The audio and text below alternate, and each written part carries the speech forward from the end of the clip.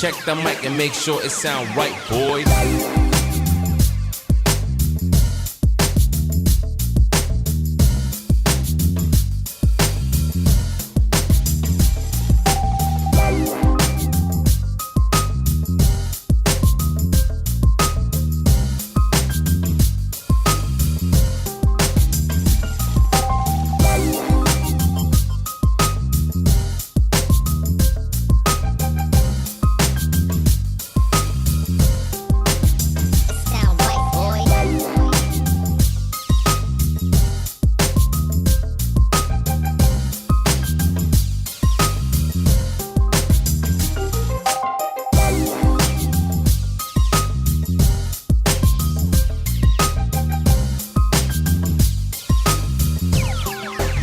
It sound right, boys.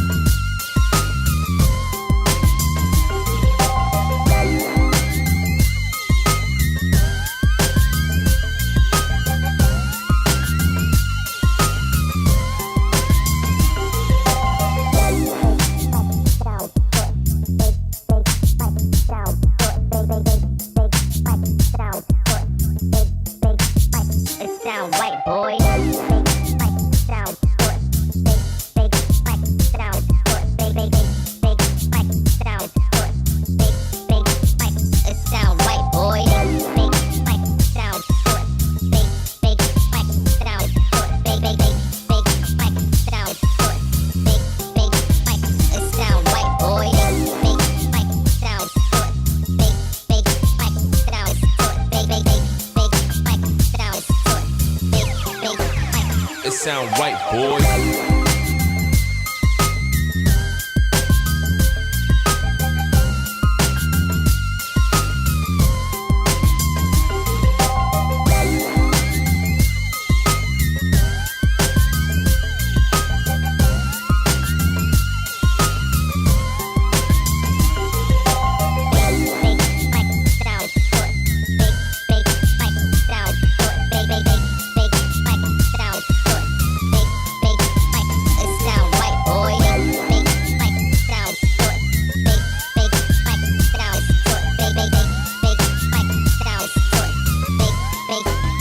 It sound right, boy.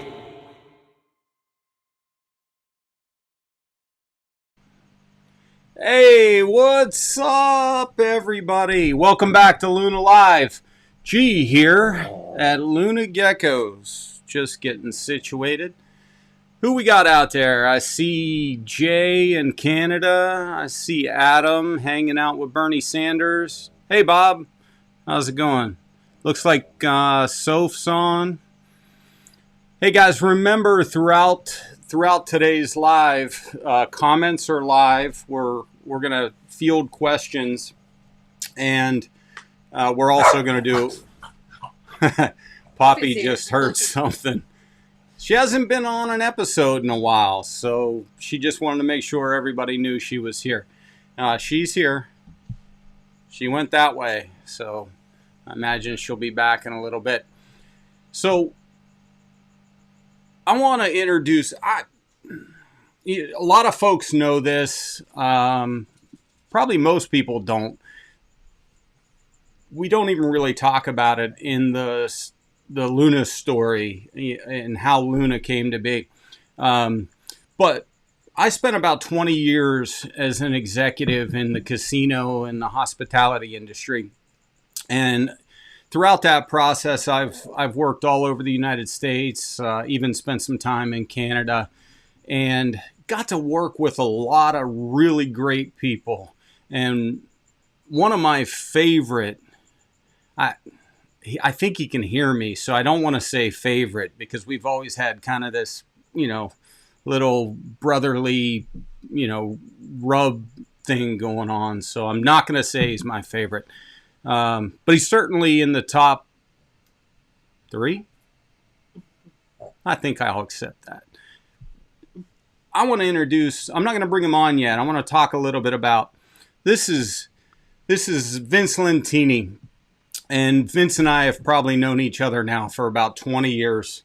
Most recently, we'll let him fill in the blanks here, but most recently, he was the chief marketing officer for Affinity Gaming. And funny story, he was actually Handy Dandy Camera Lady's boss in Las Vegas when he was in that role of chief marketing officer for Affinity Gaming.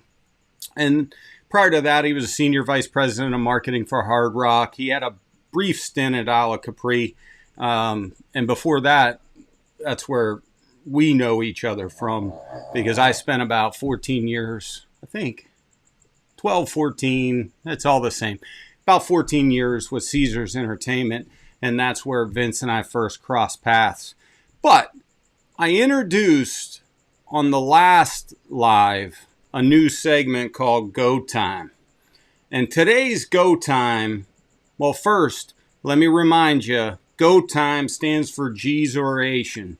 An oration, again, Jay, is a public speech characterized by a studied or elevated style, diction, or delivery. And today, what I want to rant about is the 1989 Fiesta Bowl. And I went to West Virginia University, and our guest today, Vince, well, he ended up going to Notre Dame because I don't think he could get into West Virginia. So he had to settle for Notre Dame because everybody knows West Virginia is an academic school and Notre Dame is just a sports school. So my problem with the 1989 Fiesta Bowl, both Notre Dame and West Virginia were undefeated at the time. Major Harris was our quarterback, Heisman Trophy candidate. Early in the game, Notre Dame cheated and they separated his shoulder and took him out of the game. The only way they were able to win this game, they had this thing probably would have been 99-0 by halftime, but they took out Major Harris because Lou Holtz knew that was the only way he could win this thing. So let's see what Vince has to say about the Dirty Irish. Fighting Irish, my ass. I mean, what say you, Vince? Hey, Gino, how are you? So tell the truth. Your SAT scores were too low for West Virginia? So I have to tell you that I barely remember this game because I'm a lot younger than you. Oh, so that hurts. So, you know, this was a little bit before my time, but no, Notre Dame was the best team that year, obviously. And didn't West Virginia come in with a tie? I have no recollection of that. I'm pretty sure that they were 10-0-1. That was and Notre Dame gave them their first. That was my sophomore year of college, and I went to class my freshman year. I was very studious. I think my first semester freshman year, I got a 3.5. And remember, West Virginia is an academic school, so that's hard. And my second semester freshman year, I got a 3.95. I got a B in a 1-hour communication class. I was so pissed. And it was like my only shot in life at a 4.0, right? So I moved sophomore year into an apartment with 3 fifth-year seniors. First semester sophomore year, I got a 1.8. And second semester sophomore year, I was going to turn it around. I got a 1.6. So I don't remember most of my sophomore year. So I can't remember that tie. But I do remember Lou Holtz calling into play to put a late hit on Major Harris and cheat. You should give back that national champion. You know, Lou Holtz grew up in my hometown. They have 12 of them. They could probably share. West Virginia, this is a little known fact. The most wins by a Division I football team without a national championship. And you stole our only shot. That's pretty sad. I know. Yeah, that's pretty sad. My college career was probably the first 2 years were a blur, as in My GPA was somewhere around your sophomore GPA, and then they came back and said, you know what, you probably need to start going to class and maybe open a book. And then the second half was actually spectacular. Yeah, So turned it around. yeah, turned it around. I remember my mom saying, "I don't think college is for you." I'm like, I had an off semester. Um, and then, 6 years later. well, no, I still graduated in 4 because I got to. Usually, people get to their senior year and they kind of coast it out, right? But because I had a throwaway year, I come home for Christmas break, middle of my senior year, realizing I'm not going to make it. I need one more semester because I still have too many credits I have to take. And so I figured out how to break it to my dad. You've met my dad. He's not an easy man to break things to. 37 years in the steel mill. He's got club hands and he just would whap you with them. But he said, I don't care how long college takes. I'm only paying for 4 years. So if you got to go longer, you got to figure out how to pay for it. And I said, well, I ain't got any money. So I gotta graduate in 4 years. So my last semester of college, where all my friends are taking, billiards and ping pong and ROTC and just goofing off, I had 21 hours. 15 of them were advanced accounting classes. It was the worst semester in the history of college. I still wake up in the middle of the night upset about it. Still didn't make it. Ended up having to do independent study Doesn't that really matter. summer. And my independent study was with the dean of the accounting department. And he handed me all the FASB books. And for people that don't know accounting, it's Financial Accounting Standards Board. And this is like, oh shit, I'm dating myself. We didn't have Google. He hands me these books and says, your summer project is to cliff note these, summarize them for me. So I spent the summer summarizing the FASBs and graduated. Sucked. See? He's speechless. I think he's frozen. Yeah, there yeah, he he's goes. back. He's back. I'm back. I froze. So I paid for the upgraded web experience as well. you're in a hotel in San Francisco, huh? I'm in San Francisco in a hotel. What's Yeah. you just up there getting your hair done with Nancy Pelosi? What are you doing? No, I'm my current gig. One of the things that I have to do is we're opening up a food hall. And if you guys don't know what a food hall is it's a super fancy food court. And so part of my responsibilities is to go and find new and cool places.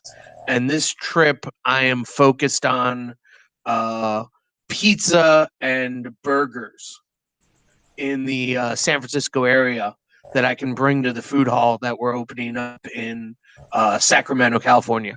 Very cool. Very cool. Yeah. How what's that? There's a place Marandino always he talked about. There's a place, I think it's a bar down by the wharf. He always said it has the best Irish coffee in the world. I've never been there. I've never been to San Francisco. So Yeah. I don't know. The last time I was in San Francisco, we got our car broken into and all of our stuff was taken. So we're doing it a little bit more low key, not going down to the tourist side. We're going to some of the San Mateo, Oakland areas that are a little bit less problematic. Now, well, be sure to say hi to Nancy when you see her. You know she's one of my favorite people. She is she's like a second mother to you. Yeah, Yeah. Okay. This is not a political show. We're gonna end up in a rabbit hole. But it is today. It's an. I like to say it's an educational channel, and we the meat. Let's talk about burgers. So the burger is the content, the education, and the buns. That's the entertainment component. So we make an educational entertainment sandwich on Luna Live here. But today, the educational part is marketing. Other than the fact I haven't seen you in a while and I haven't talked to you, other than text messages in a bit. Certainly cool to have you on. Appreciate it. But it is also a reptile channel. And you and your brother grew up in Florida, South Florida, right? Tampa St. Pete. Okay.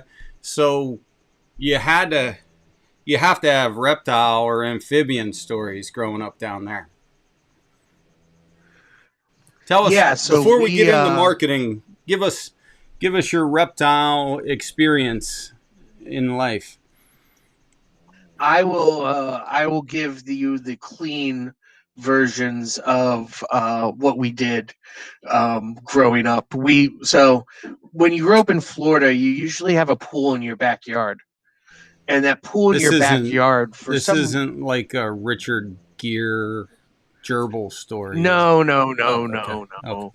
So if you've ever been to Florida, one of the things that you notice is all the people have these like Oh yeah. Like a screened in pool. enclosed like screened in pool area, and that screened in pool area is the greatest place in the world for to catch lizards. And so we always grew up with dogs, and dogs obviously love chasing the lizards. The lizards usually were faster than the dogs, and I had some really stupid dogs. So they would sit there and chase and chase and chase.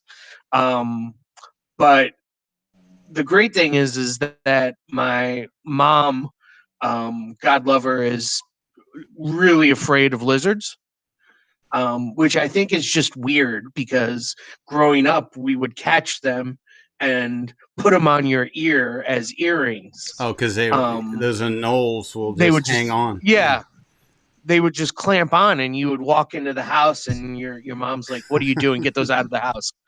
But we had one little dog who was a teacup poodle, and so like 4 pounds, and she lived to be 17 years old. She had no teeth. She couldn't hear, but she loved going somehow.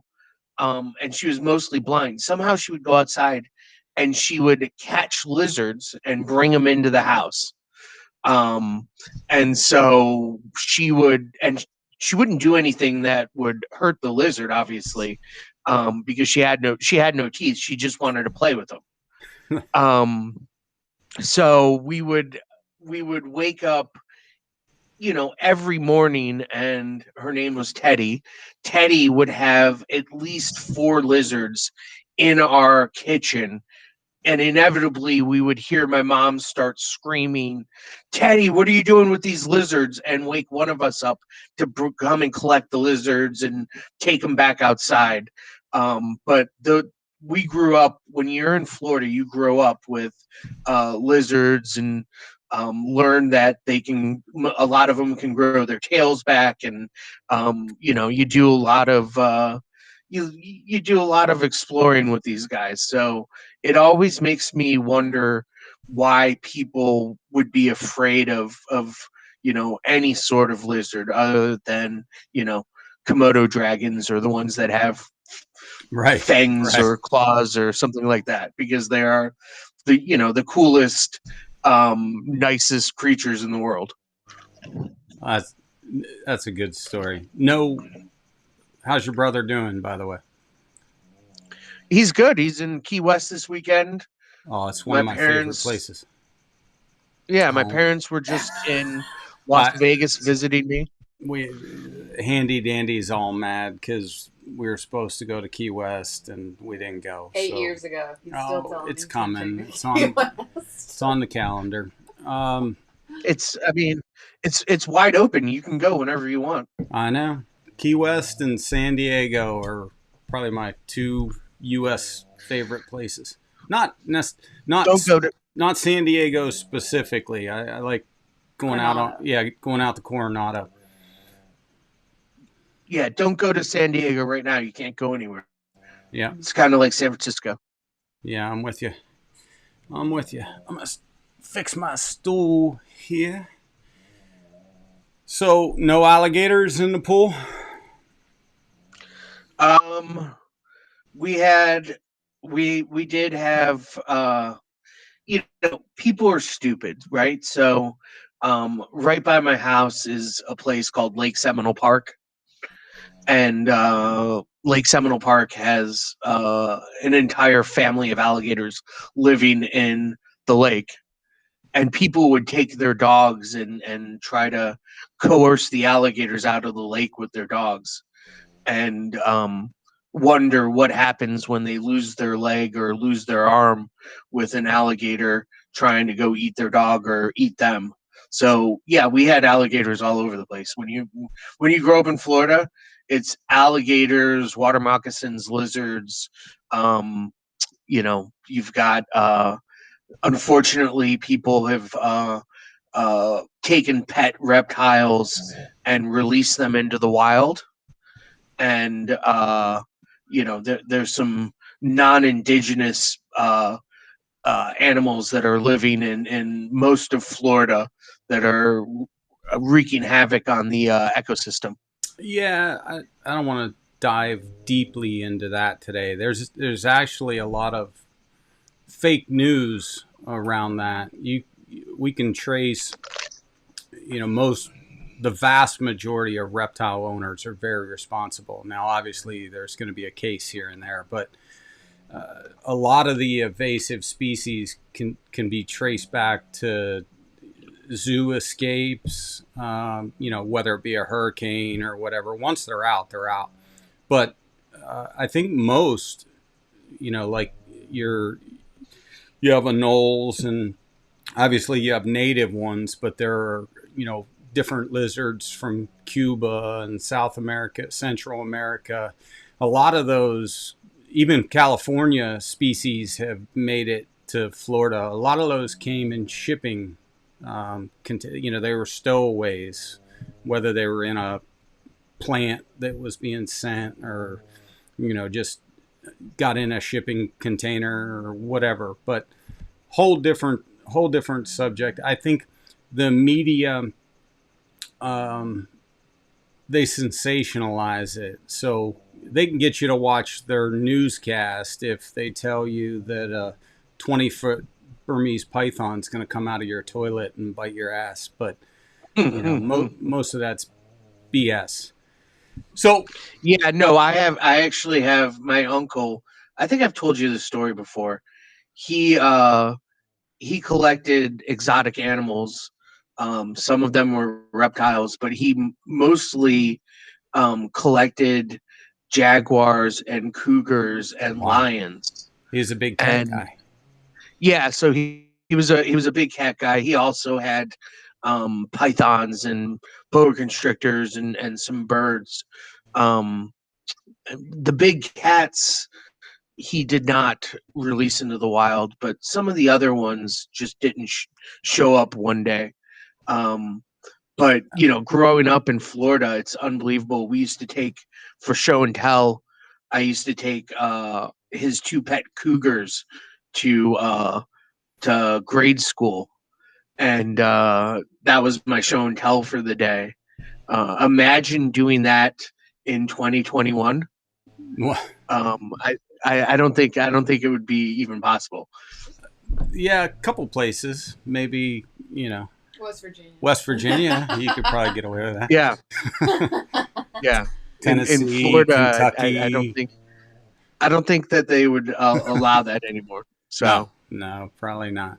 So marketing, man, let's the reason I asked Vince to come on is a lot of people, reptile breeders, whether you're a hobbyist or you want to make this a business or a part-time, side hustle, or you want to do this full time and this is all you want to do is breed reptiles. It doesn't matter if it's reptiles, if you're making widgets, if you're making these little things on the top of my Coke can. You gotta be a marketer. You gotta understand marketing. And I alluded to it in the beginning. Vince and I first met each other, I guess, probably close to 20 years ago. I think I went to work in the Central Division for Big Tony, and you were at Harrah's New Orleans at the time, and planning Yep. and analysis, and then you went to Lake Charles, and then we ended up together in Tunica, and then ultimately we ended up on the same team in Northwest Louisiana.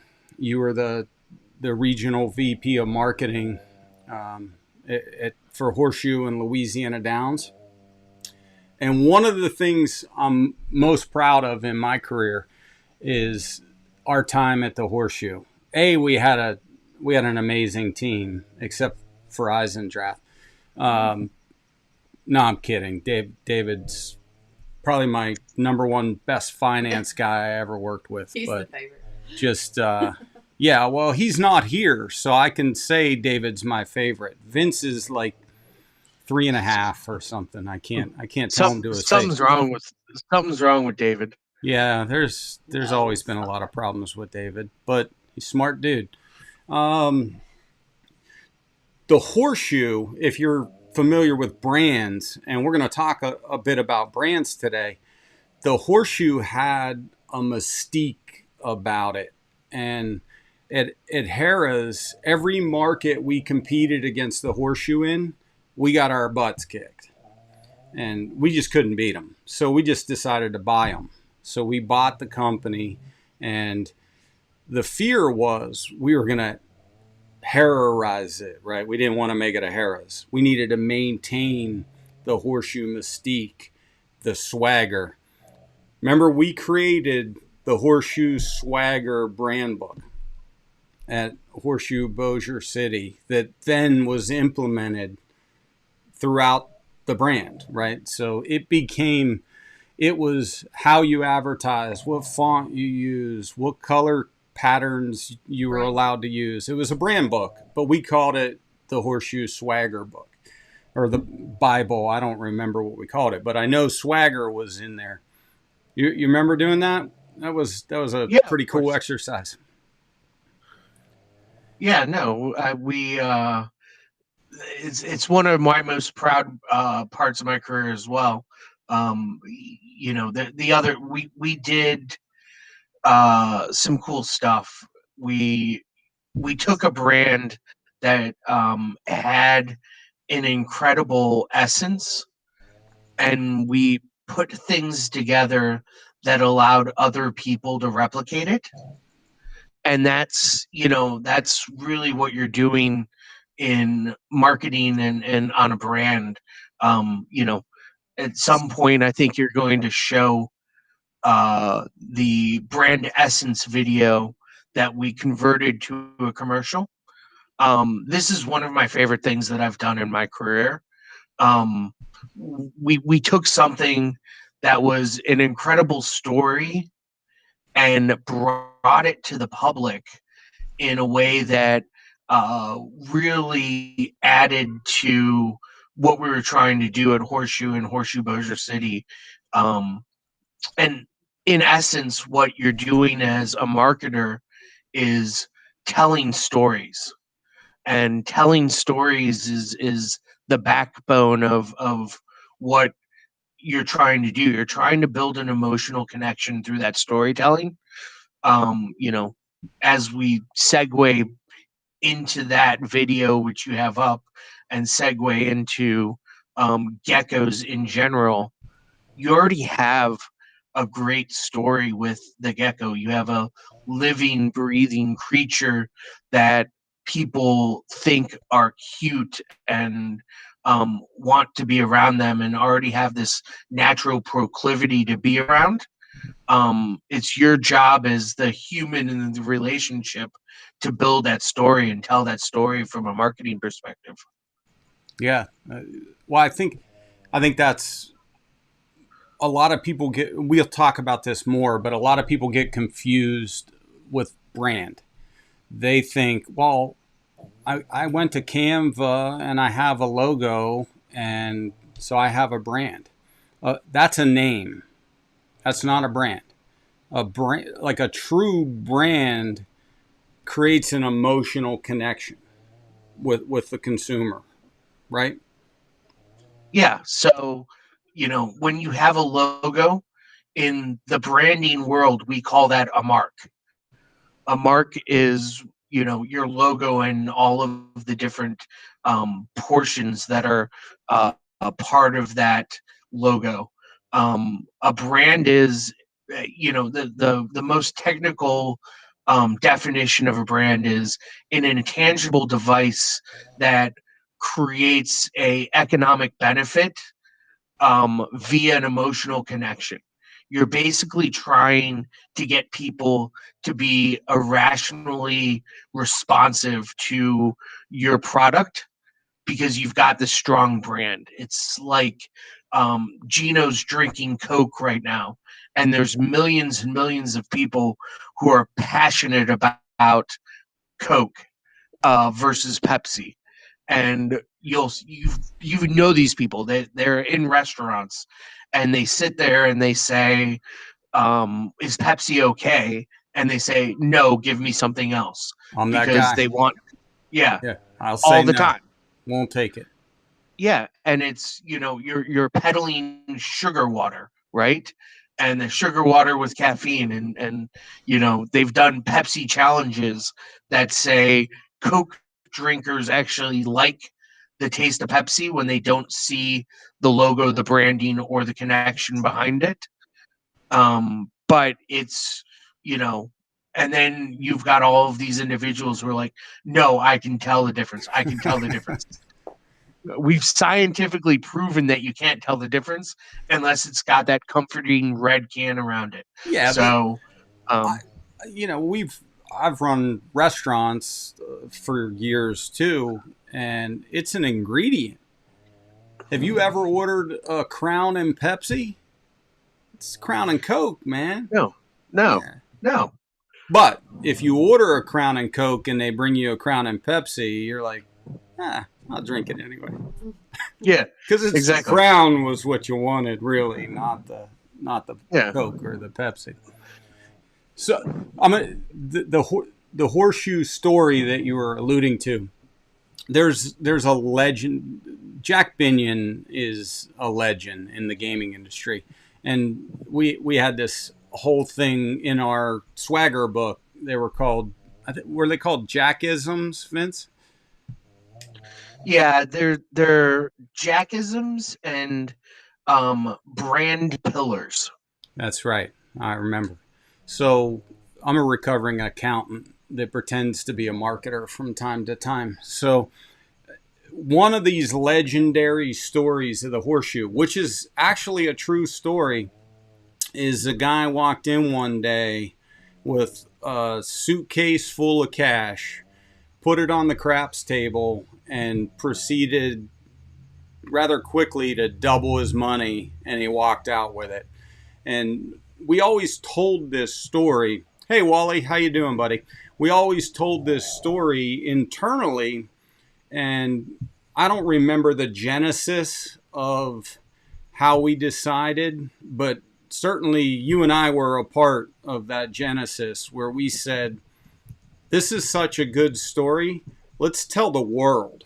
Let's make this, a brand enhancing story that we can use forever. And the horseshoe, they still use it. It's still out there. Mm-hmm. And so we And got you remember we had to fight to do this, right? Oh, well, yeah. I kind of made a career out of not asking, but Usually it works. We ended up with probably the best advertising agency I ever worked with Platt Cow and company. He's retired now, right? Yeah, he is. Yeah, he still messages me from time to time on LinkedIn. He RPM advertising. Where they were in Texas. Was it Dallas? They were in Chicago. They were in Chicago?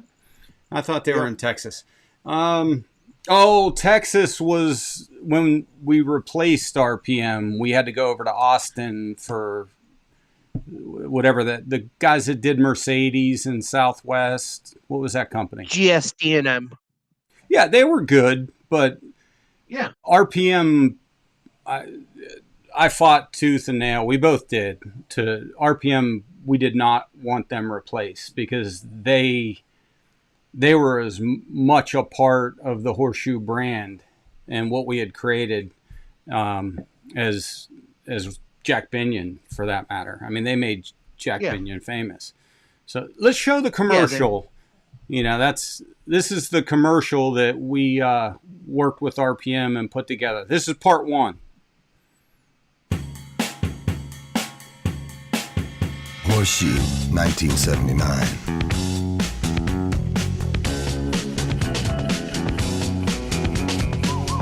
$777,000. And the pit boss takes the bet without even counting it.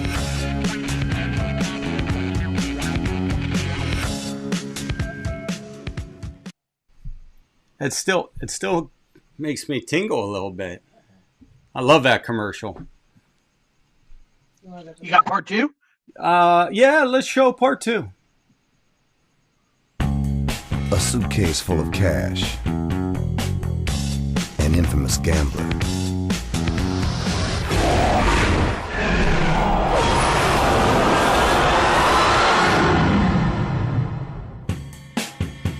Three rolls later, he walks out with $1.5 million. Horseshoe ignites the true gambler's soul. That was cool. You guys like that commercial? That's we won. Oh, thanks, Wally. We actually won. I forget what it's called, like a silver telly or something. We won a national advertising award for that commercial. Yeah. How many gecko breeders do you know, Vince, that have won a national advertising award? At least one. One. Yeah. Yeah. That's funny. Thanks, Wally. It's a lot of fun when you're in a billion-dollar industry, multi-billion-dollar industry, and you can spend money to create stuff like that. Now I got handy dandy. You're well compensated, though. Ow! I got your Red Bull. Actually, can I have a drink of that? Thank you. I'm switching up, Vince. No brand loyalty. Get For Red Bull whatever Coke. reason. Yeah, Red Bull and Coke. For whatever reason, Chelsea used to bring her. For whatever reason, the sugar-free Red Bulls smell. They smell horrible to me. I used to drink Monsters, and she switched me to the sugar-free. I was what they would consider the house. So I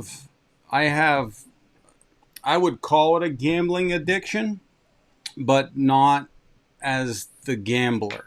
I got the same rush from the house side because it was not uncommon for us to have guys firing away, $1 million, $2 million at a time.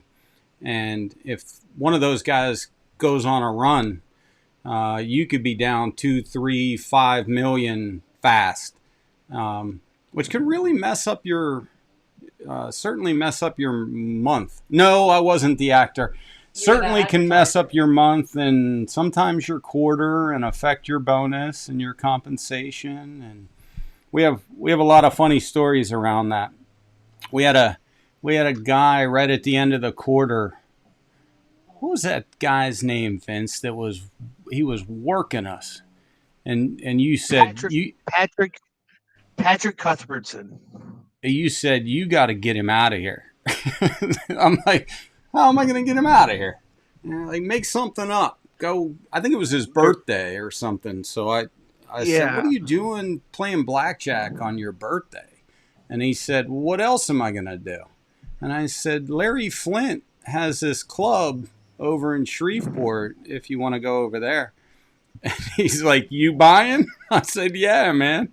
So we that was Chris McCutcheon. That was Chris. That's Chris right. McCutcheon. Yeah, the oil guy. He owned oil rigs, and it was we were probably down $1.5 million, and it was like the last day of the month, and you guys are like, either pull a fire alarm and evacuate the casino or get him out of here. And we had to go get him out of here. He had a company called Goober Drilling. I still have the hat.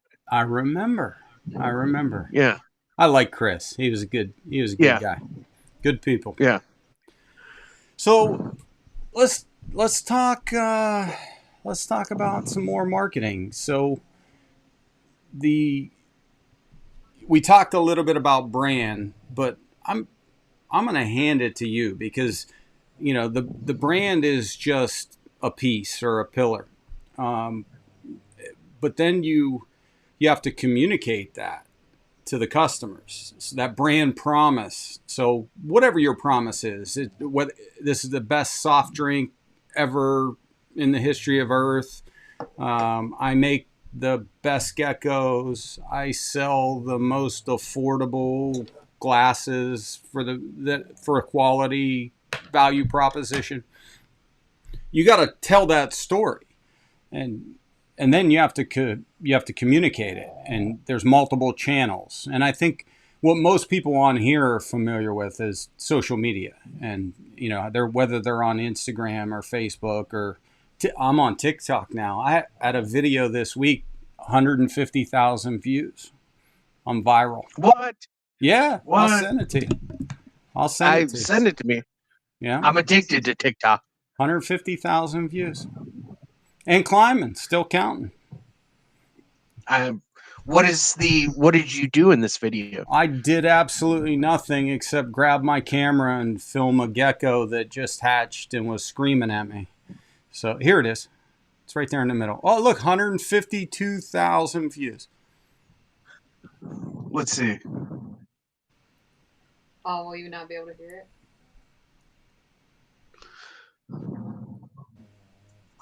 And how many of those views are Chelsea? Like 2,000.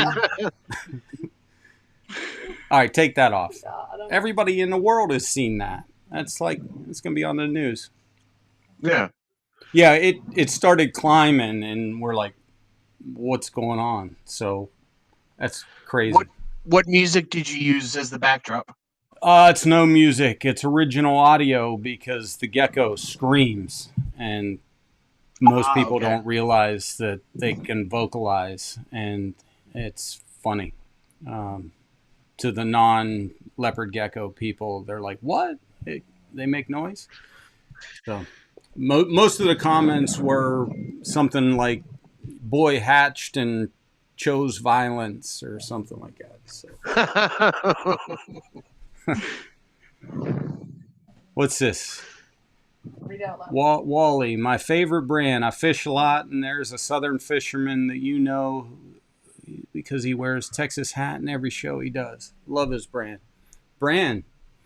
Right? So like you could just see a picture of him, Wally, or even just that hat, and you have a connection, right? You know it brings back some emotional response. In some cases, that emotional response it could be bad, which that's a bad brand reputation, at least for an individual.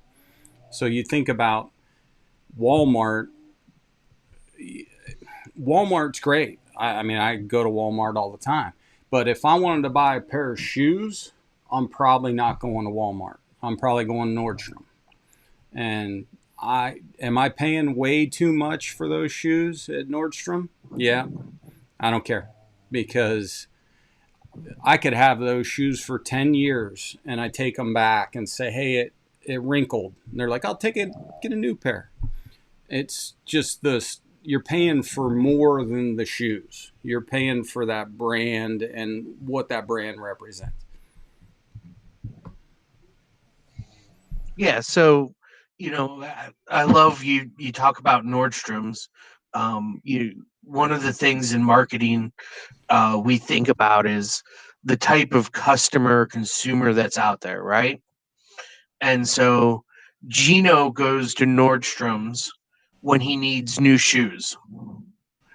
I only go to Nordstrom's when they send me a coupon via my email, and I can get 25% off of my purchases, right?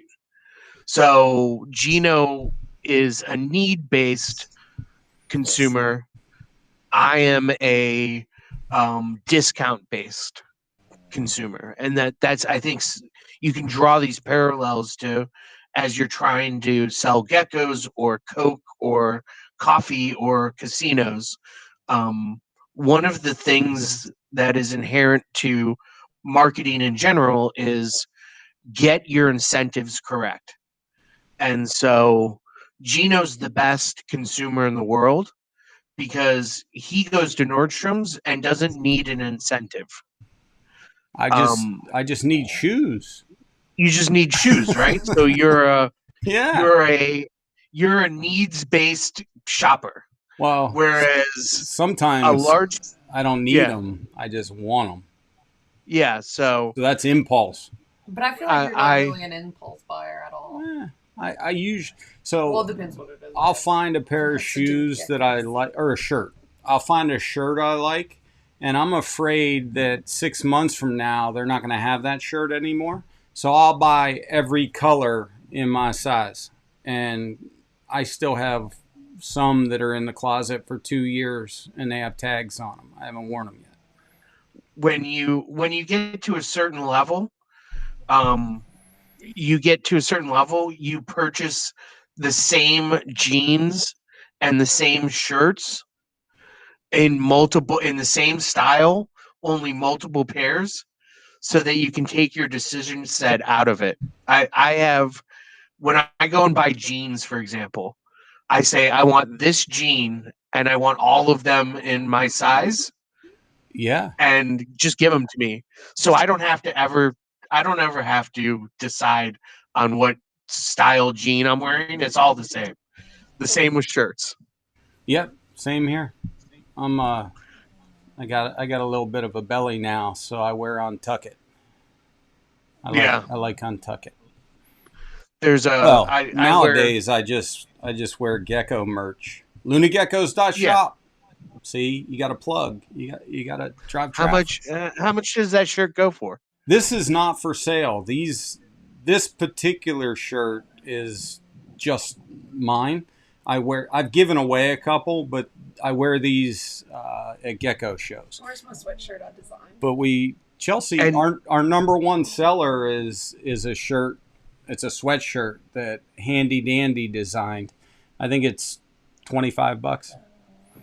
T-shirts And- range from 15 to 25, and sweatshirts, range from 25 to, like, a Champion hoodies like $50. So Do you do sales on your website? we do coupons. So what we were doing is whatever article of clothing I wore, because I wear a different one for every YouTube episode, we would then feature that on our LunaGeckos.shop as YouTube featured for the week, and we would run it at a discount just for the week. And I would send an email blast I do email blasts, Vince. I have a database. Now, it's people underestimate the need to capture vehicles to communicate with your customers. So if I just post a story or make a post on Instagram or Facebook, that's passive. People have to see it. If I have your email address or another way to communicate with you, I can actively engage you and I can track your level of engagement, your click through rate, your conversion rate if you ultimately purchase something. So I don't want to tell you the size of the database because it's a little smaller than the 110 million people we had access to at Caesars. So it's a little less than 110 million people. Look, I am working on a project right now, and my database for this project is currently 800 people. And this is a casino that is going to make $1 billion. So you have to start somewhere. But they're not open yet. They're not open yet. Is So, that yeah. Poppy snoring? Yeah, Yes. she's over here in her bed. So there are obviously, you have a limited channel for signups for your database, but the second the doors open, you're going to have not only the players club, but you're going to have a banquet room set up with 20 tables where you can capture as many people as quickly as possible, because once you got them in a database, you know them. Correct. Yeah. So, one of the things that you have to, as a marketer or as you're trying to build your brand, or let's call it a platform, because, you're doing a lot of different things there. You're selling, you're breeding and potentially selling geckos, right, Gino?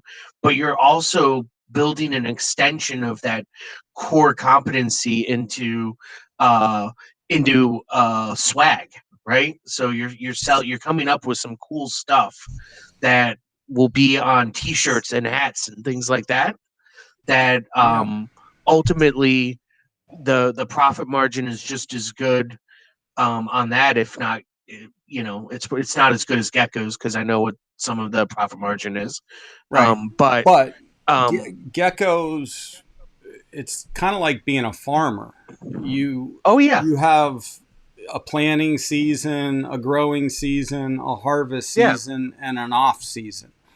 And the merch, two different reasons for the merch. One is Facebook, Instagram, Google, Amazon. Most big tech companies are anti live animal sales. And they don't even want your brand to promote live animals. So I can do Google ads or Facebook ads selling a gecko t-shirt that ultimately has a redirect back to my live animal website. So lunageckos.com is where we sell live animals. Lunageckos.shop is where we sell merch. But there's a link, obviously, between the two. And the reason I can advertise lunagecko.shop is lunageckos.shop is because it's not a live animal site. So Google, Facebook, Instagram, you name it, I can advertise that. And I have product that's available year round, where usually come December or January, I'm sold out of live animals, and I'm not going to start hatching again until now. And they're not going to be big enough to sell until May, June, July. So you just sit there feeding and spending money, and you have no alternate source of income. So it was multi-pronged strategy why we want to sell something other than animals. Well, you also forgot it's fun to put the merchandise together as well, Oh, right? yeah. So Yeah, it's a lot yeah, of fun. so I mean that's the other thing is so, so much of the marketing or the brand extensions that um, you do it so you can, yes, ultimately bring people to Luna Geckos.com, but it's also fun coming up with that stuff and putting It's a together blast. a Shopify storefront and coming up with cool things that you have out there. Um, and that's where it really becomes um a true extension, right? So there's so many things that we do as marketers, and in our career together, they were little things that we did because they were fun, right? It wasn't because we Yeah. were going to make a whole heck of a lot of money. Our goal was always to make money at some point, Well, we but it made a was lot. because we wanted to have fun. Well, Yeah, we wanted to have fun. yeah, well, that brand, that emotional connection that we created with the Horseshoe brand allowed us to yield. I can't charge theoretically. Blackjack is blackjack or slot machine's a slot machine, but depending on your customer base, you were hard pressed to find a blackjack table under $25 minimum bet at the Horseshoe, where you could have went Yeah. to our competitors and play $5 blackjack, and it's still blackjack. The rules are exactly the same. It's just that our brand created a customer that was more valuable, and Yeah. that translates to geckos. I mean, a Tremper albino from breeder A versus a Tremper albino from breeder B could be the exact same. Obviously, they're individual animals, but imagine they both came from the same parents, and breeder A is charging $250, and breeder B is lucky if he or she can get $100 because no one knows them.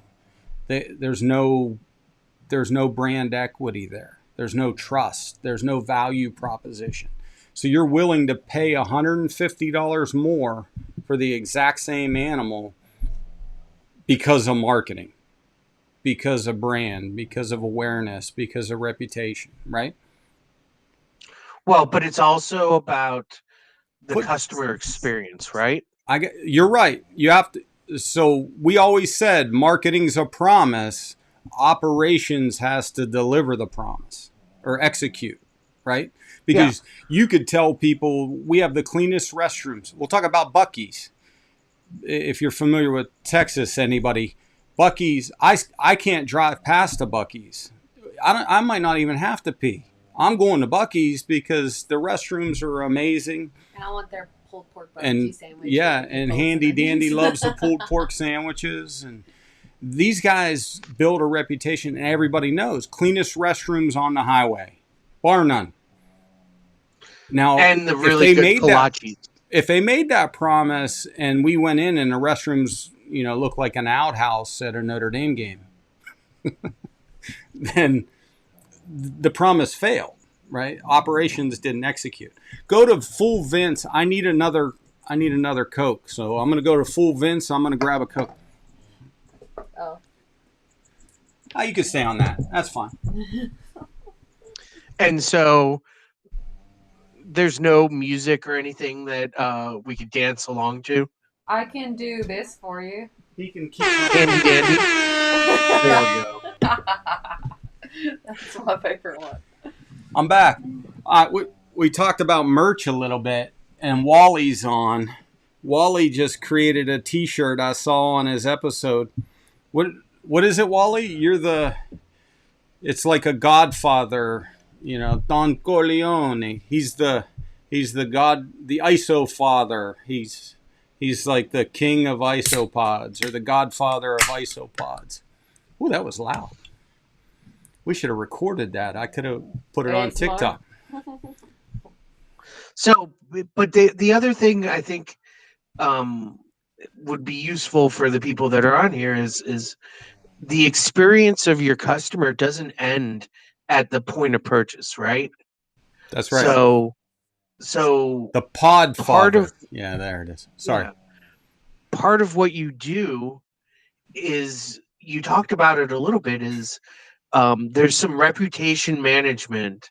There's some ensuring that the experience of everything that you do after the point of purchase is top notch. And there's different. I don't know if you do checkups via your database. Somebody purchases a gecko, somebody purchases a hat, but so much of making sure that there's a continuity to your overall experience is just as important as getting people to buy. You're right. That relationship doesn't end at checkout. Now, in some instances, it does, because some customers, they just wanted what they wanted and they want you to leave them alone. And you figure that out. Usually when they opt out of your email, you realize either you're sending too many emails, they don't like my picture, or they just don't want to be bothered, right? And Yeah. I'm one of those guys. I could love your brand, but I don't want your emails. So it just depends. Yeah, well, remember that as you get into some of the higher level online marketing, and I presume that uh, as we talk about some of these businesses, they're not to scale, but there's some creepy cool stuff that you can do, and still know your customer and not send them an email. It's some of the we're talking about geckos right now. My phone is 10 feet away from me. I guarantee you, when I get in onto Yeah. Instagram, You're going to see I'm gecko. going to have I'm going to have the opportunity to purchase some sort of either a gecko itself or a some sort of swag associated with it. You And got to get one of Wally's Podfather shirts. I'll send you one of ours, but you got to buy Wally's Podfather what shirt. is I'm we're ISO, gonna have to pull that up. isopods, or we call them roly polies. Remember those little bugs you'd find in the yard and you'd touch them and Yeah, they roll up into a yeah. ball? You would not believe how big the isopod hobby or industry, whatever you want to call it. Everybody wants these things. And Wally has these ones. They're called rubber duckies, and they look like a little rubber ducky. Mind you, these are insects. I think 10 of them cost like $250. What do you do with them? $25 for a bug. What do you do with them? Well, a lot of people just keep them like a pet. A lot, like if you see behind me, these are natural terrarium setups. They're called bioactive vivariums. There's New Caledonian geckos in these, and so if you're going to create a self-sustaining or virtually self-sustaining ecosystem, you need microfauna. So it's not just the geckos, because the geckos are going to poop. The plants, the leaves are going to die. Something has to eat them. So we have springtails, isopods. We don't have any of those rubber duckies. And then actually I put 2 earthworms, just regular red fishing worms, in each of these, because they're aerating the soil and they're also eating some of that decomposing stuff. So isopods are cool, man. Yeah, Wally just said a lot of people collect them like beanie babies. That's a good analogy, Wally. It's a great analogy. I don't. So look, my reaction to that is probably everybody's reaction to, a lot of purchases that are in life. I purchase. Yes. One of the things that I do is I collect watches, and so, we could go through my collection, and you would sit there and be absolutely shocked at what the price to some of the stuff is. But Put I that up. actually didn't think. Go ahead. I didn't actually think Look at that this. $25 per isopod was bad. No, because you spend $25 on a drink. So Yeah, yeah. Right. But think about, for 8, 9, 10, 12-year old that tells their mom, can I have $250 to buy some isopods? So it's, What? Yeah. Well, yeah. that's a bit much. How do you work on the awareness of your consumers when it comes to geckos and isopods? Because I think a Yeah. big barrier to purchase is going to be, let's say that there's a 12-year-old who wants to purchase an isopod, or there's a 30-year-old who wants to purchase it, but there's a little bit of a, I don't want to say stigma, but it's kind of like the movie Big, where Tom Hanks is sitting there and they're trying to sell buildings that turn into robots, and he goes, I don't get it. Yeah. What's fun about, Buildings don't yeah, do anything. yeah, building, there's nothing fun playing with a building, right? So how do you change that a little bit? Well, awareness is important. So, and then consumer trends. I could have the coolest purple with yellow dot gecko. That doesn't exist, but in the world, and I think it's the most amazing thing, but people don't think it's cool yet, or maybe never, and so they don't want to buy it. So some of it's driven by, just like Beanie Babies, right? Who needed a stupid little Beanie Baby? But that's the cycle started, and it it created this demand, coupled with limited supply, and it just blew up. So It's the I think, so I mean, do you remember I mean, I may be getting a little bit overly pedantic here, but do you remember something called Say's law from economics? that must have been my sophomore Say's year. Say's law Say's law basically is the famous pink bunny story. So Say has basically said that there are certain products in the world that create, by their existence, create their own demand. And so his famous analogy is, during Easter, people make pink bunnies or do something like that. And it creates its own demand. Everybody wants the pink bunny. Um, a little bit of this probably applies to geckos or isopods, that you know you don't know what's out there or what's cool until you see it, right? Yeah, that's fair, and it's our job, if we want to sell product, to make sure they see it, and see it in the best, most effective way. I'll give you an example. This probably could be a go time segment, but maybe no. Don't go back to that. But maybe not, because I don't think that it's wrong. People are fine to do it, but there's a big trend in. Hey, Adam. Yeah, it's living art, and I'll tell that story because we talked a lot. I'm going to sidebar. We talked a lot about the casino business, and I spent 20 plus years as an executive. Well, not all 20 years, but the back half of it as a senior executive in the casino business. And people, including people like Vince, are like, "What the hell are you doing, breeding geckos?" And most of my career was coming up with strategies and ideas, and then putting a team around that and engaging them and getting them excited and then letting them execute it. So I never physically built things. I never created things by hand.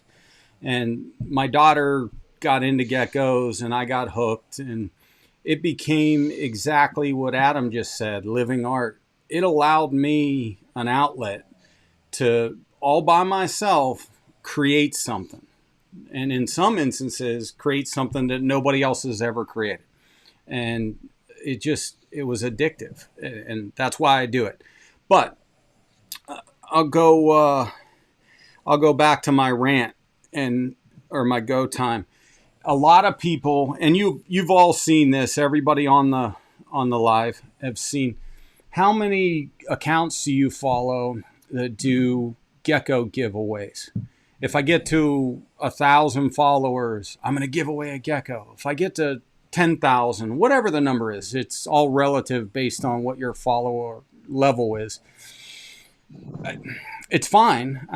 As long as you're just not throwing it in the mail and giving it to somebody. Hopefully it's a responsible person and they're going to take care of it and all that. That's a different conversation. But my thought, I've never done a giveaway. My thought always was, I'd rather sell that gecko for $50 or $100, use that $100 to do an Instagram or Facebook targeted ad. And I'm going to get, I've run $50 ads that I've gotten 50, 60,000 impressions on for $50. I'll do that all day before I'll give away an animal. So what are your thoughts on that? On reach and channels and so there's some interesting things that are out there. As you talk about Instagram and purchasing paid advertising, targeted audience messaging in Facebook, these are all great things that anybody who wants to build their brand, build the awareness, and ultimately sell things need to do. But at the same time, there's some ways in which people respond to incentives, and that are not necessarily the most intuitive ways. So there's a famous example. There's a famous example of Wally. I'll send you some. Sorry, Vince. Wally was asking what the conversion rate for 50,000 impressions are. It varies. I've spent $50 before, and I mean I got impressions, but I would say I laid an egg. But then I've spent $50 before, and it blew up. And that comes back to what am I advertising? What am I showing? So is it a quality product? Is it a great expression of that product? It depends. If I take a picture in a tub and I got a paper towel with poop on it and I spend $50 in bad lighting, you wasted your money. You might as well send it to me. But if it's a well thought out, it's part of that brand, your campaign. Like now I got a lot of stuff on my Instagram now that's YouTube related because I'm trying to take a brand that I created on Instagram and I'm trying to convert, some of that to an extension, which is YouTube. So my brand consistency and brand messaging have changed a little bit on Instagram. You can go back, 3 months ago, and my entire Instagram is gray background, same lighting. There's brand consistency there. So I sidebarred. I'm sorry, Vince. No. But I think it's interesting that you do this and you actually tie back a conversion rate. It depends on conversion rate on sales, I can't because you don't get that information. But I can see how many impressions, how many likes, how many follows. It depends on where I'm sending them. If I'm bringing them back to if the strategy was just to create Instagram awareness, and I'm going to bring them back to my Instagram page. So I want to know how many follows I got out of that. So that would be my conversion for that. If I'm sending them, I advertise this shirt. I want the link. If you click on the link, is going to send you to my Instagram shop. And if you go to my Instagram shop and then go to checkout actually flops back over to Shopify. So then you have that conversion, but you don't. So you don't run Shopify on your live geckos? No, live geckos are on a website managed. I manage it myself. Oh, okay. Yep. I mean, it feels as if you're a widget away from getting conversion data via Google Analytics. Yeah, Google Analytics is critical. You're right. Yeah. So well, that's a long story, but had I enabled Google Analytics on Shopify, and then I went to list products on Google Shop or Google Shopping, and I don't, because this is all custom created merch. I don't have what do they call? Well, UPC, but there's like an international number, product number that you need for Amazon and Google. And if you don't have it, then you have to apply for an exemption or an exception Yeah. to be able to list your product. We just Yeah. got approved recently. We just got approved to list directly on Amazon, which, you want to talk about eyeballs. What's Amazon have? 330 million people a day look at Amazon.com. That may just be Prime members who look at Yeah, Amazon.com, right? Traffic's critical, right? Like if I put a gecko on lunageckos.com and wait, nobody's coming to lunageckos.com. Now, nowadays more are, because it's been in existence for 3 years, so it shows up in SEO. And talk about how all that works, right? Like, a lot of people will open a website and they're like, where's everybody at? Well, you have no search engine optimization. You're not showing up. So unless someone directly puts in your URL, they're not finding you. Yeah. So there's two different things that you talk about when you talk about SEO and SEM. SEO is search engine optimization, and that's basically organic recall of your website with keywords or key identifiers. So I go to Google and I look up geckos for sale. We would then go to the search page, and at the top of the search page is something called SEM, which is search engine marketing, where you're actually paying for the the results at the top. And then as you get to the bottom, there's the organic results.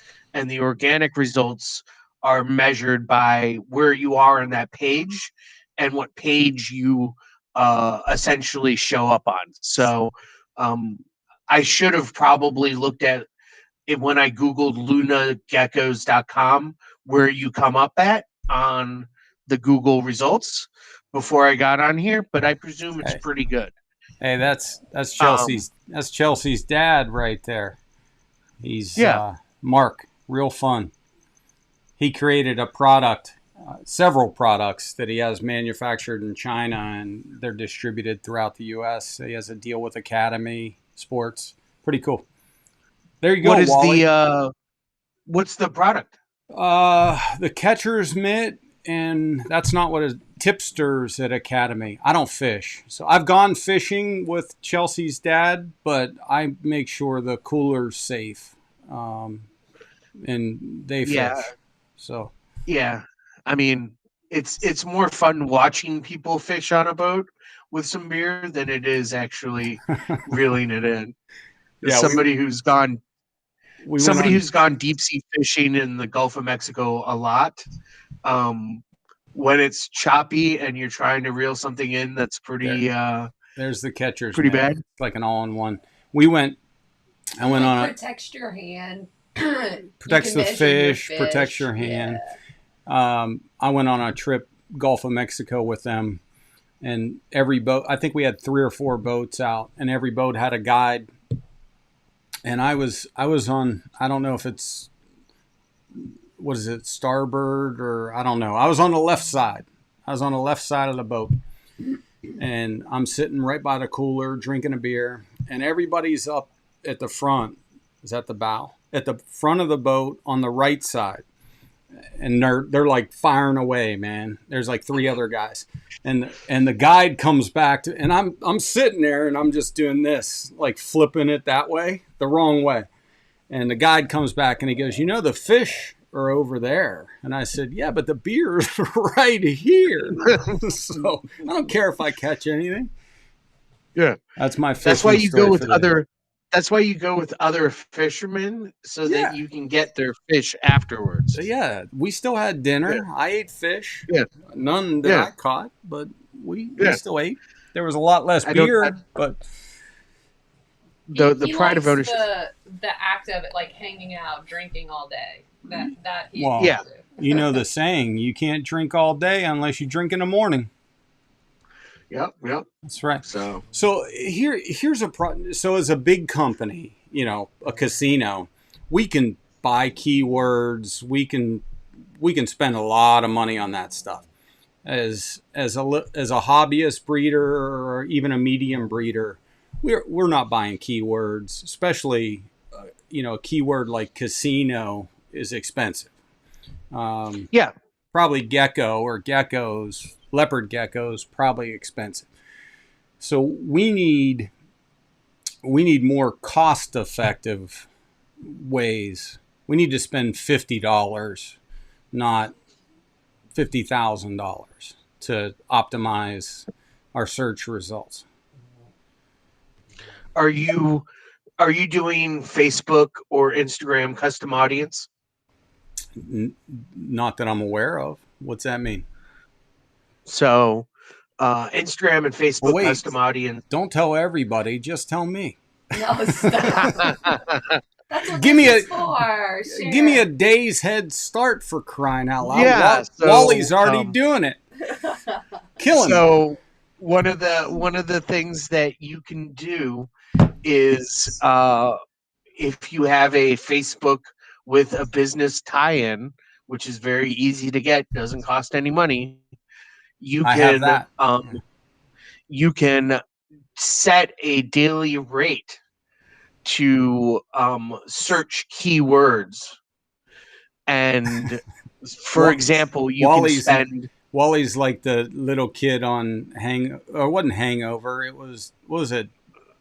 It was Dodgeball. Earmuffs. No, it was old school. Old school. Old School. Love that movie. Yeah. Earmuffs.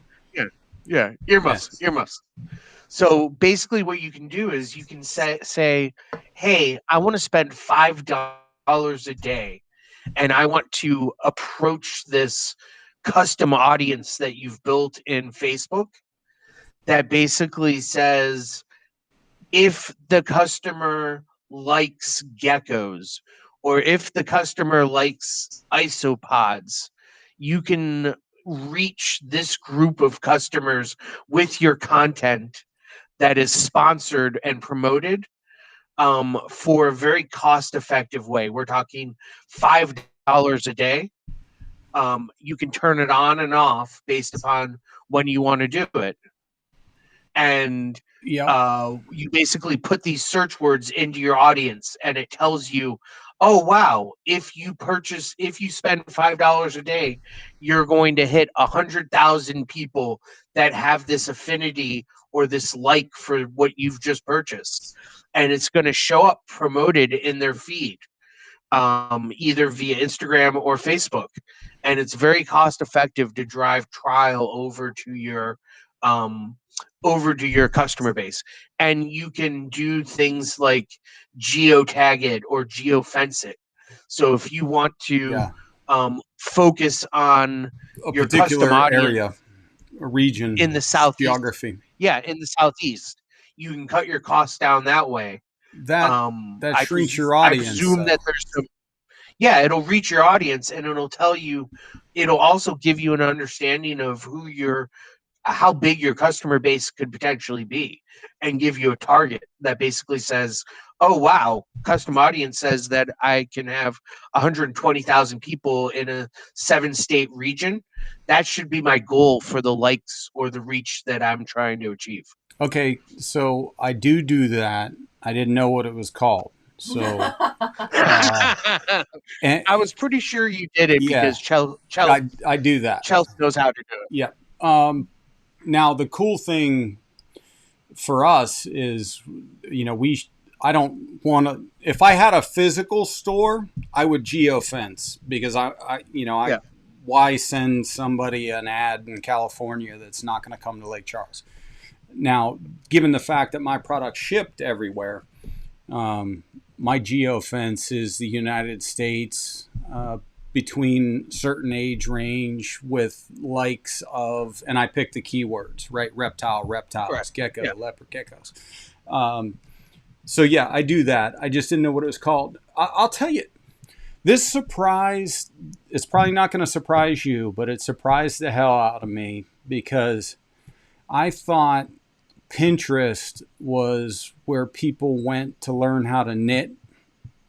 It is, but it's also a lot more than that. Handy dandy camera lady convinced me to open a Pinterest, and I just started throwing random stuff on there, and I created a couple Pinterest ads. Just, I think when I linked Pinterest to my Shopify, I got $100 free ad credit. So I said, what the hell? It's $100. I might as well use it. That thing blew up. Pinterest is now my number 3, I don't know what the word for channel for sending people to YouTube. That doesn't make any sense to me. But and then the merch conversions off of Pinterest.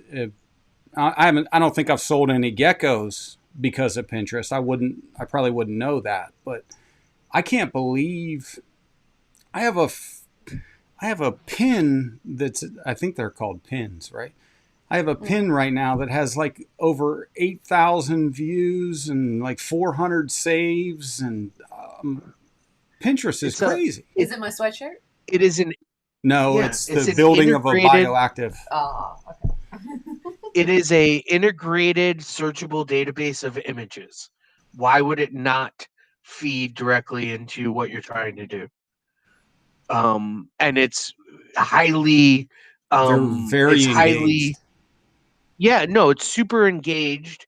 And when you go to Google on your phone or your website, everything that comes back is, oh, well, G found this Pinterest page.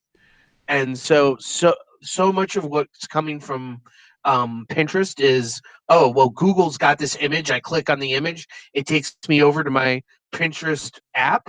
And Pinterest boom, or that's how you're YouTube, getting, right?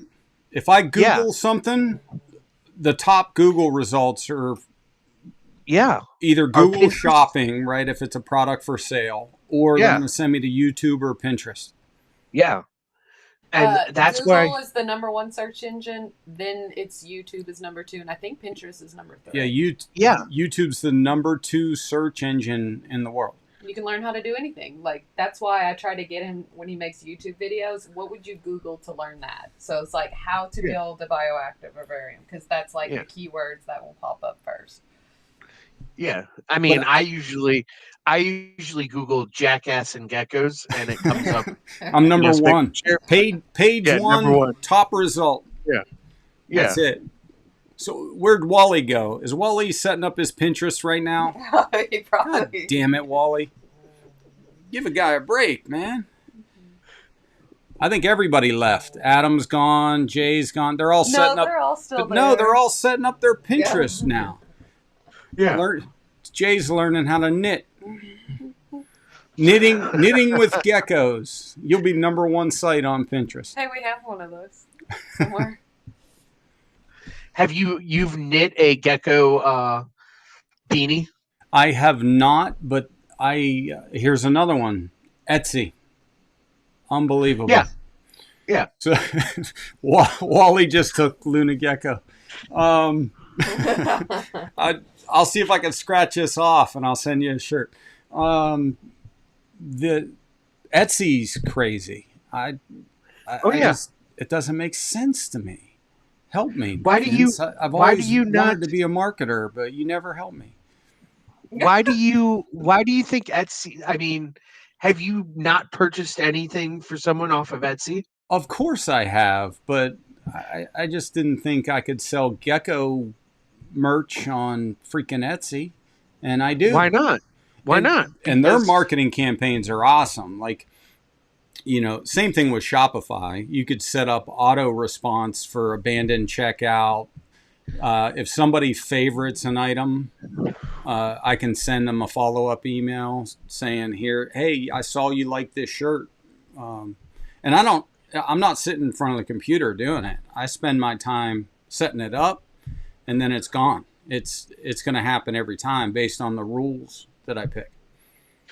yeah, so part of being a small marketer, or being a marketer for a small business, like a lot of what everybody has here, is using other people's platforms and channels for your benefit. Pinterest and Etsy have already figured out the algorithms for Google.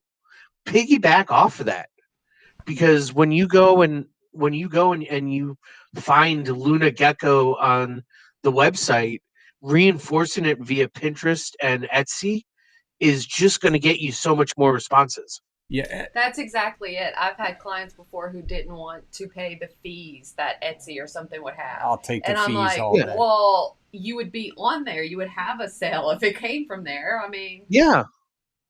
Yeah. Oh, this is what I need. I need a fans only. oh my Do God. some dancing And in a OnlyFans? G-string. OnlyFans, yeah. I'll Yeah, do OnlyFans. I'll do like G-string gecko cleaning.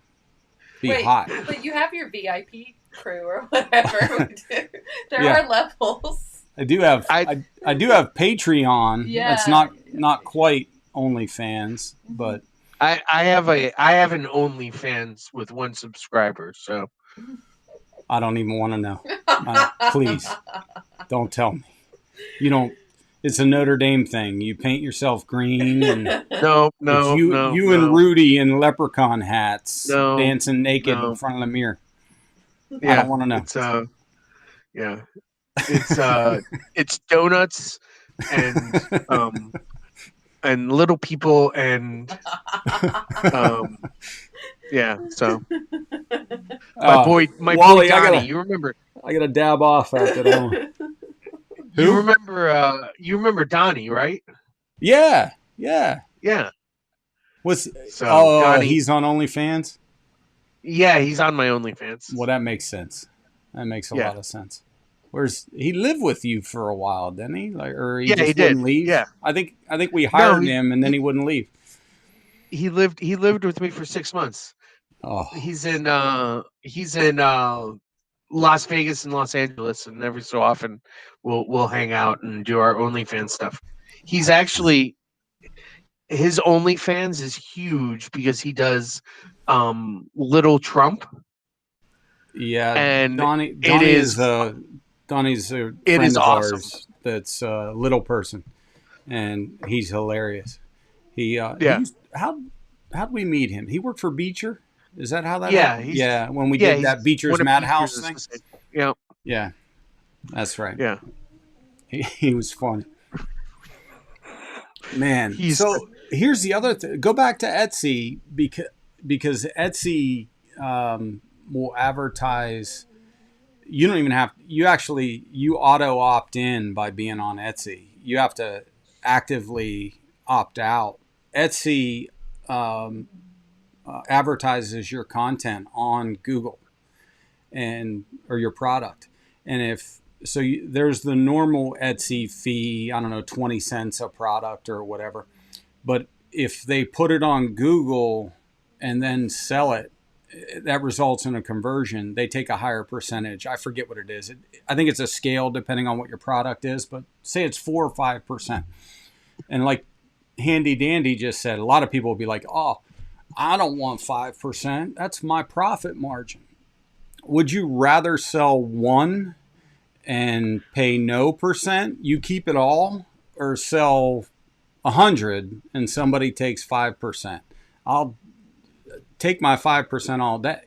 Amazon, because I'm a retailer on Amazon, Amazon's going to take 15% of every t-shirt I sell on Amazon.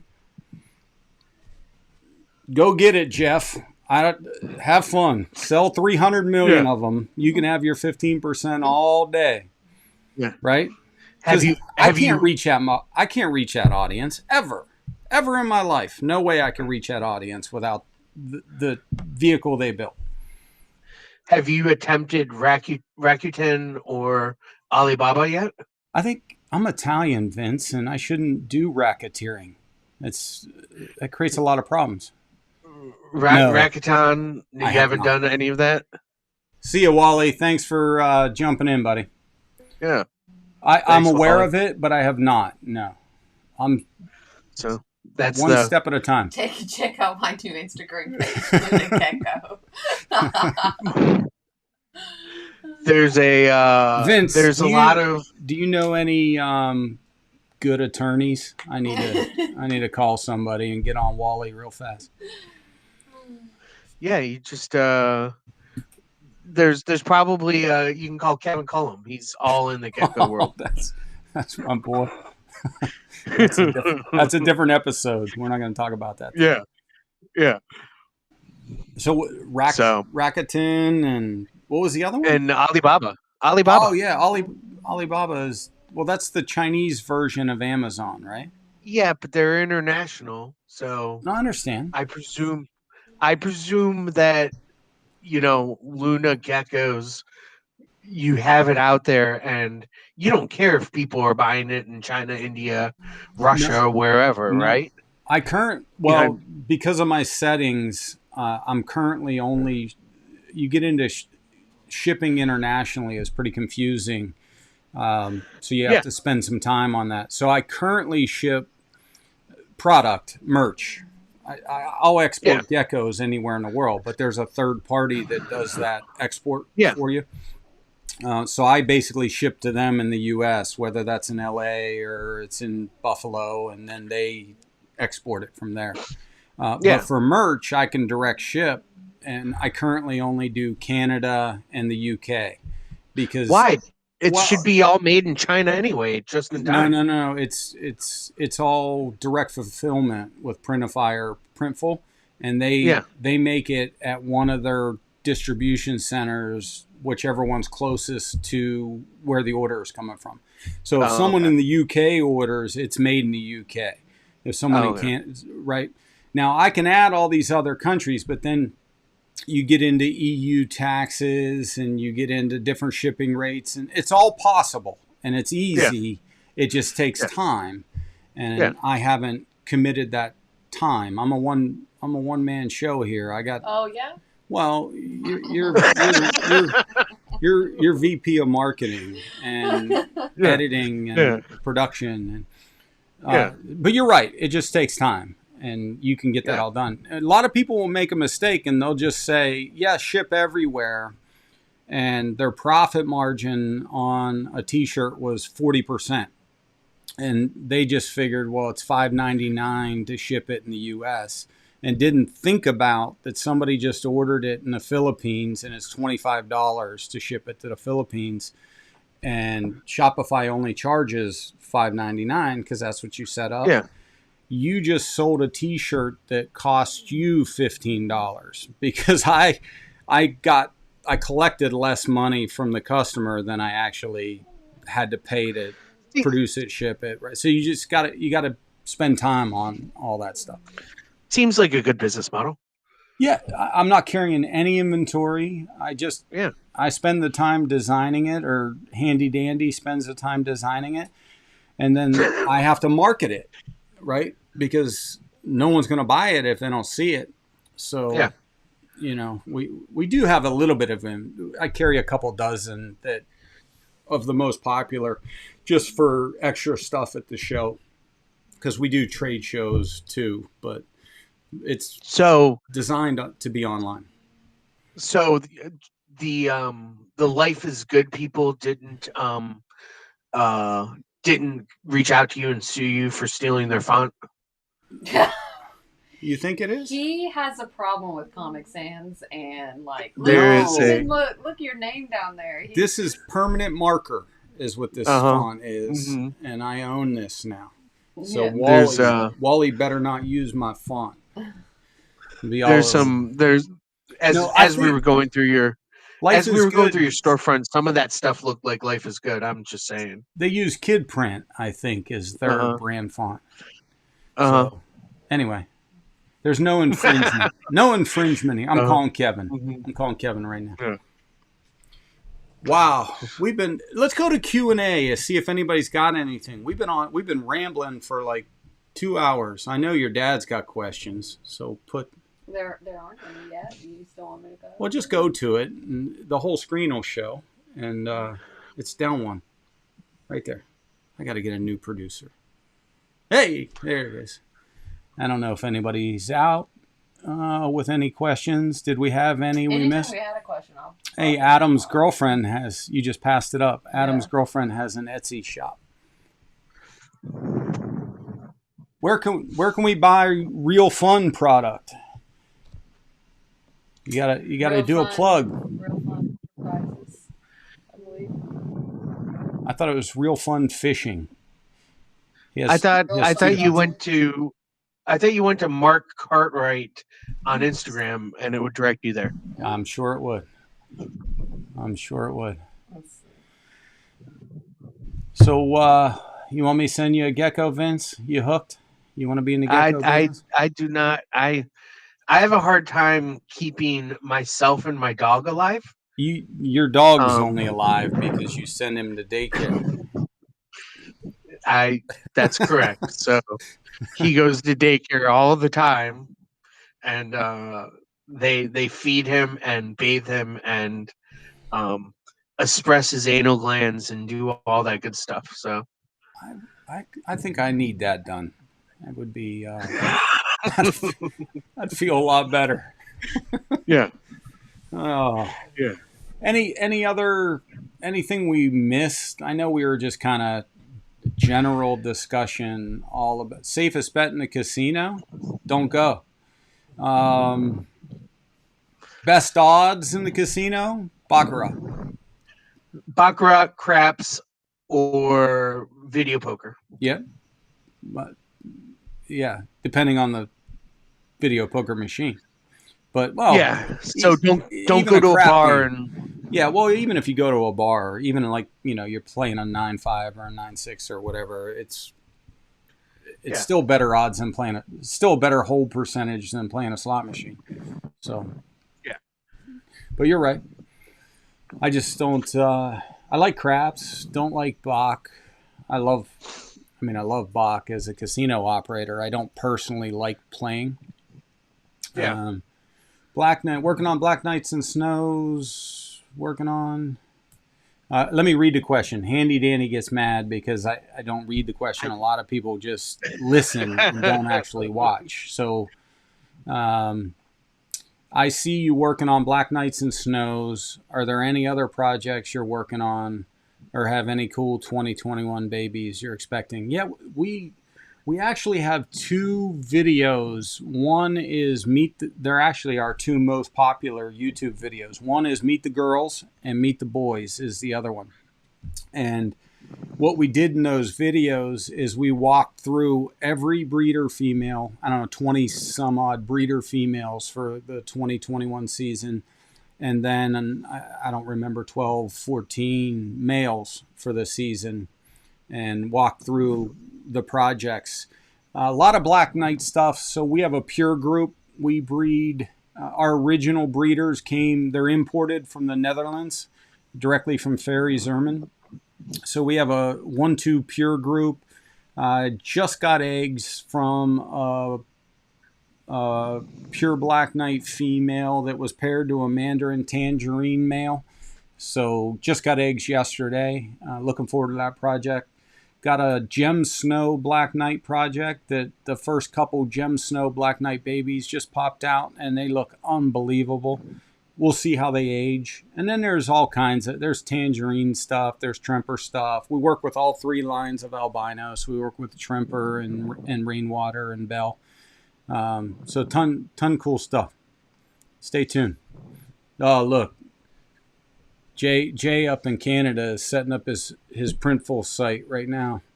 I like, Mark, your dad just asked about blackjack. The odds depends on the rules. Believe it or not, you can substantially change the house advantage on blackjack with very simple rule adjustments. So, you change the blackjack payout. So, 6-5 blackjack instead of 3-2 blackjack, or what, you limit the splits, you limit the double downs. What am I missing, Vince? Blackjack rule manipulation to your soft 17 versus staying on certain combinations. Yeah, that one's Um, the number one house advantage shift in the house's favor is stand versus hit soft 17. So yeah. blackjack's a fun game. I love playing blackjack, but it's certainly not the best odds in the casino. Baccarat's best odds. Craps if depending on how you play. Perhaps if you take full odds. Yeah, depends on how you play. Line bet. And then Yeah. you can manipulate the craps table too, based on house rules. So, anyway, a lot of math going on behind the scenes to determine what's going on. Any free parting words? As all the words have been free, so we're creeping up on. I'll send you a t-shirt, man. I'm gonna send you a t-shirt. That way, it's not I get a free, t-shirt. so we actually paid for it. Yeah. No, I think look, you're advertising living, breathing things that are super cute and super cool. And then you have all of these different channels and extensions that you could use for free to get exposure for your product. Make sure you're doing it. And obviously YouTube is your friend in a lot of these different arenas. If you ever have a question, you can easily go and look at a 2-minute, 3-minute video of somebody talking about any of the concepts that are out there in the digital marketing world and get free advice and be up and running within 15 minutes. So that's always. He's got to pay for this. We got to send him a bill. We're going to send you an invoice. Send Adam an invoice. So, but yeah, no. Thanks for the time. We've been doing this for 2 hours. I'm past my bathroom break time, so I'm gonna have to. Yeah, we're gonna let you go. We have fun at the hair salon with Nancy later this afternoon. Make sure you give her a hug for me. And make sure she's wearing a mask this time. It was embarrassing. I was very embarrassed last time. So, hey man, appreciate it. Love you. Appreciate it. Fantastic. Good Love you guys. Talk to you. Say hi to Vince. Put Handy Dandy up. No. Watch this with my producer. Watch this. Hey, there you go. I was looking for the. Nah, I can never go back. I never know which one to go to. All right, here we go. He's out. All right. Yeah, we'll see you, brother. Thanks, man. Appreciate it. Well, there you go. We haven't gotten all the way to 2 hours, but we're pretty close. In live TV, there's usually they do this behind the scenes, and that means stretch. So if you're trying to get to 2 hours, like there's someone behind the camera going stretch, Handy Dandy's doing this, which means wrap, not stretch. So we appreciate you tuning in. As always, I'm G. Don't forget, I don't know how you could forget because we talked about it a million times. LunaGeckos.shop for our merch. LunaGeckos.com. And I guess you can go to Pinterest, you can go to Etsy, you can go to Instagram. We got it all covered, and we got to go open some new ones, Alibaba and what was the other one? Rakuten, based on Vince's recommendations. We're certainly not at this point going to open OnlyFans because I just don't want to see Vince painted green in a leprechaun hat. So I will not be doing OnlyFans unless Wally really wants to see me in a Speedo. I'm not going to do OnlyFans. So Wally, let me know. Just DM me. and we'll get that all figured out. And couldn't do any of this without Luna Gecko's version of Jam Master J, handy dandy camera lady. Say wave out. You got to wave out to everybody real fast. Come on. Jam Master J of Luna Geckos right there. Handy dandy camera lady. So until next time, I'm G. That's handy dandy camera lady. Miss Poppy's over here. And it's a good thing this is only video and audio because, man, she's been lighting it up today and it's been rough. But we appreciate you tuning in. As always, we'll see you next Sunday. See ya.